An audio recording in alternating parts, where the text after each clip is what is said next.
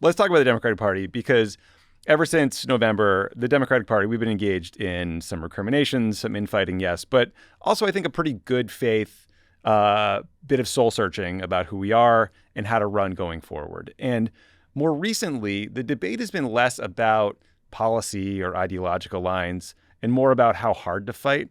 So I assume, Emma, you're on team fight and team fight very hard. Of course. If so, like, what are you seeing out there that feels smart tactically, or I don't know, is just genuinely inspiring you? You know, here's as we talk about tariffs, this is a good way to just say Chuck Schumer giving away all of our leverage is a huge reason why we're in this situation with tariffs, because the continuing resolution that was not a continuing resolution, it was a dirty CR in the dirtiest sense, it basically removed Congress's ability to review these tariffs. And so now you have this bipartisan bill with Grassley and I think Cantwell that is supposed to say, like, hey, can we reassert our authority over tariffs because Donald Trump just did a really bad thing? Well, look, the Democratic leader in the Senate just gave that leverage away. And I think, obviously, in my view, Schumer's time, he's on borrowed time as leader of the Democrats in the Senate. I don't see how the Democrats can continue to have him as leader, especially, you know, after the midterms in 2026. But yeah, there are some bright spots. I think that it was encouraging to see the House all stand together on that continuing resolution vote. Mm-hmm. It is encouraging to see some members of the party speak about billionaires, speak about the oligarchy. It's encouraging to hear, I heard Tim Walz on Molly Jong-Fast show talk about how next election cycle people are going to be expecting universal health care as a part of these proposals. Going bold again is really important. And you know, I try not to pigeonhole my politics, right? Because, like, I'm a DSA member, right? And I'm someone who obviously believes strongly in something like Palestinian liberation. But I can also encourage my listeners to vote for Kamala Harris because that's the best option within our set of circumstances. Right. And I, you know, I can appreciate Bernie Sanders' outside politics and how incredible it is to get people involved. But Elizabeth Warren's inside politics and influencing Biden to appoint Lena Khan, as I keep singing her praises throughout our conversation. But there is more consistency here, I think, than there was in the wake of 2016, where there was a lot of anger within the party. And I think there still is that. But there's also just a universal desire to fight, and it crosses ideological lines. Alexandria Ocasio-Cortez and her ability to honestly meld Bernie Sanders' outside movement with the inside game of Elizabeth Warren is one of the most impressive things that I've seen in politics in quite some time. She's getting centrist Democratic lawmakers to say, I will write a check if you primary Chuck Schumer. And that is incredible, given the fact that she came into politics as a Democratic socialist and a rabble-rouser who was going into Nancy Pelosi's office and helping the Sunrise Movement stage protests. But I think that with this kind of insurgent movement of younger progressives in the House, there is a lot of anger, I think, at some of the folks in the Senate who are institutionalists. But I get the most hope from folks in the House, Democrats in the House, and also our governors who, whether it's Pritzker, Whitmer, Walz, what have you, they understand what it's like to respond to Donald Trump as somebody who's in an executive role, not someone who's legislating or negotiating with Republicans or treating our budget as contract law or as if we're doing a merger or something like that. It's somebody who knows how to lead and somebody who knows how to respond to Trump's actions, not as somebody who's going to, tweak around the edges, but using the bully pulpit to cut through the noise. Because I'll shut up in just a second, Tommy, but we are in such a corroded media environment, and especially on the right, they're just eating up this slop on the internet. How do we break through? How do we break through? And having a simple message doesn't mean we're stupid. In fact, it means we're better at politics. And I think Democrats have to stop resting on our laurels and thinking that just because our policies are better than the Republicans, that's true. It doesn't mean it's self-evident to voters, and it doesn't mean they're dumb because they don't get it. It's also because people want a clear, coherent vision and a way to differentiate yourself from the other side. And it's not about converting those Republicans. There were so many people that stayed home and just didn't show up. Those are the folks we need to be activating. And I think they were depressed because of the foreign policy of the administration and that seeing their tax dollars going to this slaughter in Gaza, and also just the fact that they didn't feel like they were being offered anything transformational on the economy, so they rather just stay home and not vote for anybody. And those are the people I think we have to target. The final question for you, like the flip side of our mostly happy, mostly constructive talk is there are some corners of the internet, mostly Twitter, where it feels like 2016 never ended. It's like 2016 Groundhog Day. You see, moderates pointing the finger at leftists and blaming them for election losses. You see the kind of more Red Rose DSA crew angry that liberals are punching left or suggesting that anyone who doesn't hold, the kind of like the maximalist policy position is a sellout or a corporate stooge or whatever. How do you think we get past this? Like, can we heal these divides, or is it just the reality that intra-party fighting always feels and is the worst because it's your friends fighting with your friends? I think it's a tough question. I do think we're in a better position, as I said earlier, than after 2016. I'm hopeful that folks deploy an intersectional analysis of why the Democrats lost. And it is very much a lack, in my view, of focus on broad-based social programs with a vision that we haven't seen like since the New Deal, or really since Medicare or Medicaid. These are the kinds of things that we're due. It's time to propose these kinds of broad social programs for people. That's a huge part of it. But I also think that COVID broke a lot of people's brains.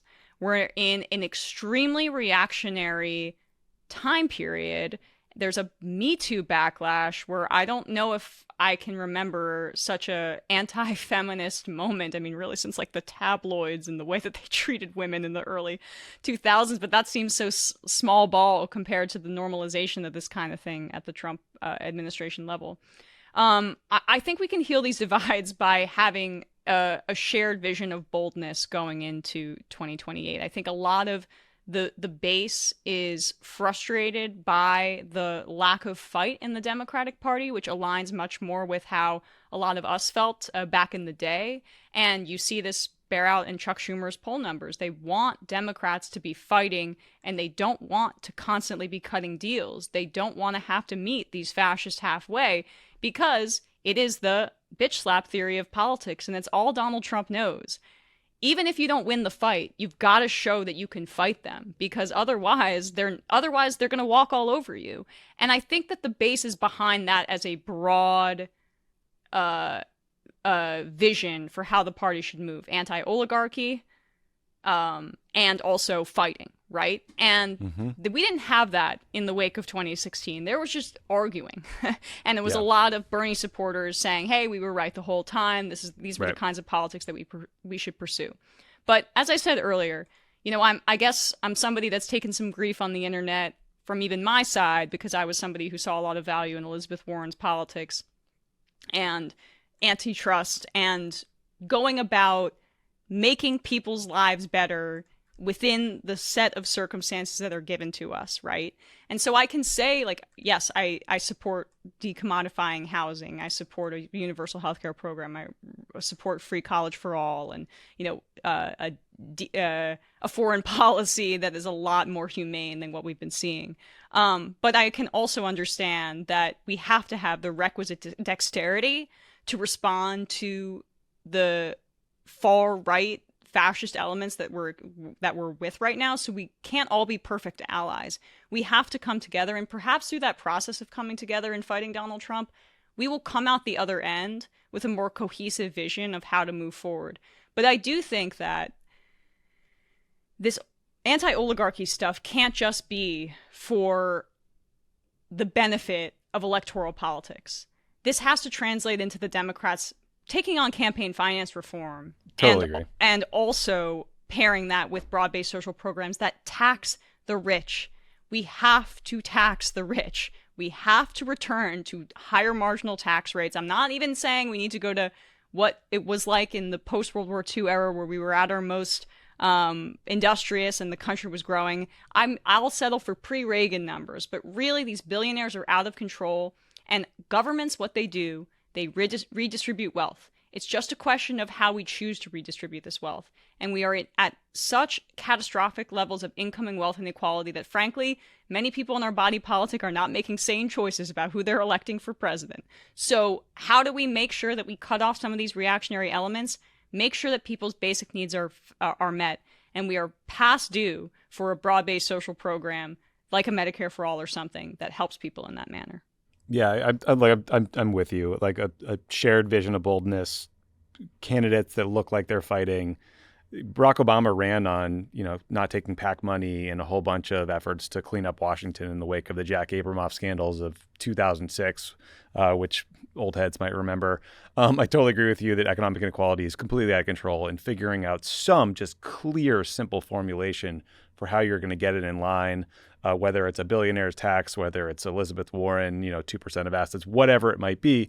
And then I do think, like, for the next 4 years, we just have to go about coalition building where we're all mindful of the need to build the biggest possible tent. Like, the coalition to end the war in Gaza in the Trump era has to include, like, the isolationist, Rand Paul, Republican types, and then the far left, and those of us who care about the people in Gaza can't be, purists. We can't say that you have to say the word genocide to be a part of this coalition. You can't say you have to believe exactly what I believe, because that's just bad politics, right? The lesson from that's around the world. That's hard for me, but yeah, I'm trying. I know. Like, look, I mean, you mentioned Obama.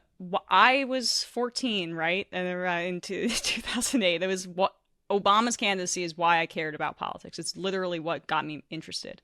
And it was truly his opposition to the Iraq War. And I think that sometimes there's this consensus in Washington that there are people that don't vote on foreign policy. And I don't think that's true anymore, especially when you can see children whose brains are falling out of their head and their fathers wailing over their carcass on your phone. Like, this had an effect of really muddying the waters of the morality of the two political parties that can get elected in this bipartisan system. And I think that the Democrats really are doing a disservice if they don't reckon with how they damage their brand with young people by supporting this.